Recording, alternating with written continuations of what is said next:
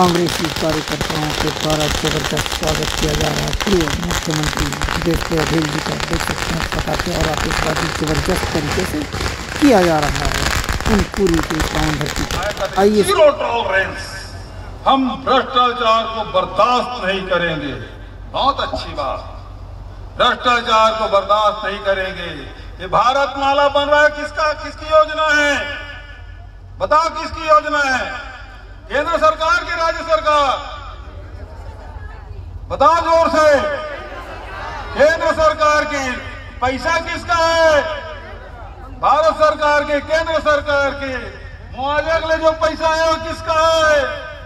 वो भी भारत सरकार का है। तो जांच राज्य सरकार की एजेंसी क्यों करेगी?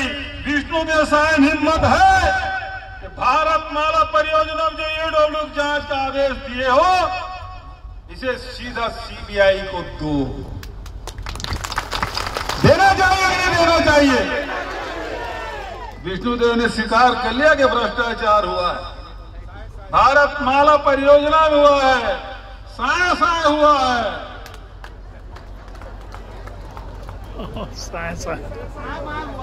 आय माया हो गया है।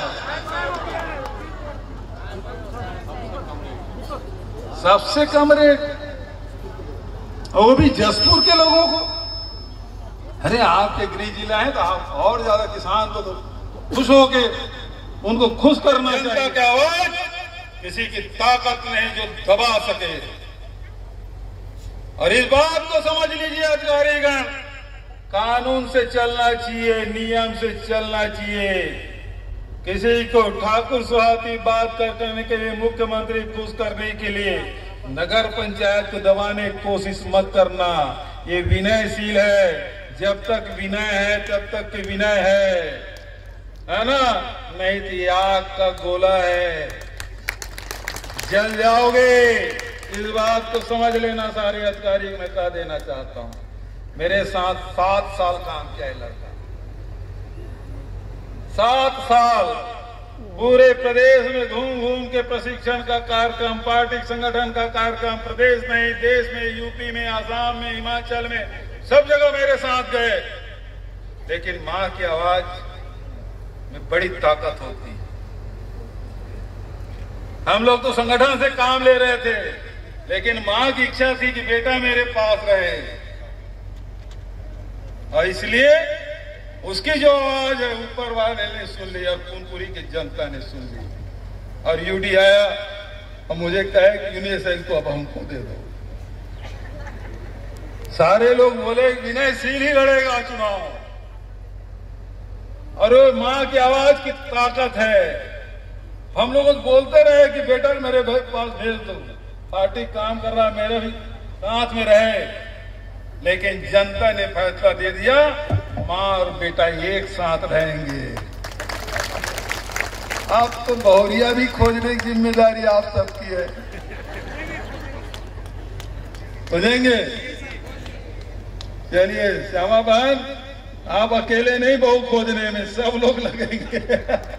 तब फिर तो बारात धूमधाम से करेंगे, शादी भी धूमधाम से करेंगे, सब लोग बारात में शामिल होंगे, है ना? तो बहुत ज्यादा और न करते हुए जो विकास के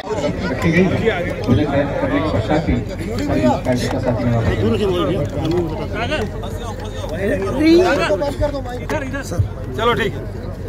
हाँ सर, किस तरह का प्रोग्राम था आज का? आज का प्रोग्राम सर, फुनकुरी नगर पंचायत में भाई विनयशील की जबरदस्त जीत हुई, और इस जीत को भारतीय जनता पचा नहीं पा रही है, विष्णुदेव भी पचा नहीं पा रहे हैं, और प्रशासनिक दबाव के चलते जो वेयर हाउस है उसको भी शपथ ग्रहण के लिए नहीं दिया। हम लोग कबीर पंथ की जो जमीन है उसमें शपथ ग्रहण के बाद सभा किए, और ये वही भवन है जहाँ 10,000 क्विंटल अनाज रखने की क्षमता है, जिसमें 1 लाख क्विंटल अनाज रखने की बात कही थी। पेपर में ही आना जाना होता था। हम लोग फुनकुरी घोटाला के नाम से जानते हैं। राशन गरीबों के चावल भारतीय जनता पार्टी की सरकार और उसके लोगों ने हड़प लिया था। ये वही जगह है जिसमें भाई विनयशील मांग रहे थे, और हमने कहा कि अच्छा हुआ कलेक्टर को सद्बुद्धि दे दी कि उन्होंने अनुमति नहीं दी। दूसरी बात ये है कि यहाँ विकास के कार्य अभी तक के अधूरे हैं। पिछले 1.25 साल से कोई काम नहीं हुआ है। नया नगर पंचायत बना है, निश्चित रूप से प्रशासन की योजना है जिससे आम जनता गरीबों को मिलने वाली योजना है, उसका लाभ दिलाने में सफल होंगे, ऐसी हमारी शुभकामना। तीसरी बात यह है कि जो शिकायत मिली भारत माला परियोजना में आदिवासियों की ज़मीन जबरिया ले लिया गया है, बहुत सारे खाते खोल दिए गए हैं, बड़ा भ्रष्टाचार हुआ है और जीरो टॉलरेंस की बात विष्णुदेव साय जी कहते हैं। लेकिन दुर्भाग्यजनक बात यह है भारत माला परियोजना भारत सरकार की है, पैसा भी भारत सरकार का है, तो जांच EOW से क्यों, CBI से क्यों नहीं होना चाहिए? किसको बचाना चाह रहे विष्णुदेव? सवाल इस बात का है। दूसरी बात इस प्रकार भी सुनने में आया है कि धान खरीदी में भी बड़ी गड़बड़ियाँ हुई है। किसान जितना धान किसानों को खरीदा नहीं गया, बेचा नहीं है, उससे ज़्यादा रिकॉर्ड में दिखाया जा रहा है। अब भौतिक रूप से अब वो धान वहाँ पे नहीं है।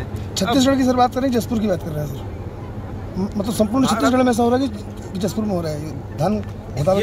ये शिकायत बस्तर में भी सुनाई दिया था और ये शिकायत जसपुर में भी सुनाई दिया है, तो उत्तर और दक्षिण दोनों जगह सुनाई दे रहा है। बघेल जी पिछले बार आप आए थे तो आपके घर ईडी पहुंचा था, इस पर फिर कुनकुरी आए हैं, क्या लग रहा है इस पर? नहीं, मैं तो पंजाब का प्रभारी बना, इस गाँव से ईडी मेरे घर पहुंची थी। कुनकुरी का कोई प्रभाव तो नहीं है ना? कुनकुरी का प्रभाव तो बहुत है। देखिए ईडी को लेके बोला, ईडी विष्णुदेव ने कहा ये हमारा हाथ नहीं है ये उन्होंने कहा है, तो ये तो डरी हुई है। सीडी कांड में जिस प्रकार से मुझे डिस्चार्ज किया गया 7 साल बाद, उससे भारतीय जनता पार्टी बेहद बदलाई।